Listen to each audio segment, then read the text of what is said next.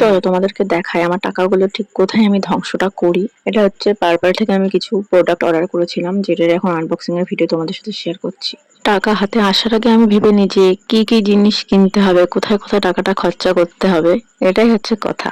প্রথমেই আছে derma salicylic অ্যাসিডের একটা ফেস সিরাম, যেটা তোমাদের মুখে ছোট ছোট দানাকে শেষ করবে, দূর করে দেবে। তো এটা আমি এর আগে একবার মেখে দেখেছি, আমার ভালো লেগেছে, তো অনেকদিন ধরে ভাবছিলাম একটা কিনবো, তো এবার কিনেই ফেললাম। এরপর আছে ডিকনস্ট্রাক্টের একটা লিপ বাম, যেটা তোমাদের ক্র্যাকি লিপ, পিগমেন্টেশন লিপকে আরো উজ্জ্বল করে তুলবে। আসলে আমার না ঠোঁটটা প্রচুর ফাটে, যার জন্য আমি একটা ভালো লিপ বাম খুঁজছিলাম, তো শেষমেশ পেয়ে গেলাম। এটা আমি ইউজ করার পরে আমার বেশ ভালো লেগেছে। এরপর আছে পালমের একটা কাজল, যে কাজলটা সত্যি আমার কাছে খুব ভালো লাগে, আমার অনেক দিনের শখ ছিল কেনার।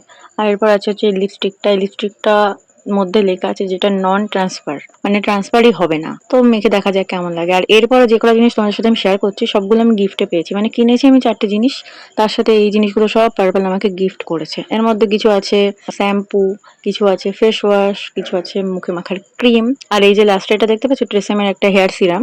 এটা আমি জানতামই না যে আমাকে দেবে, ওখানে ছিল না, আমি প্যাকেটটা খুলে দেখি যে এর মধ্যে এটা আছে।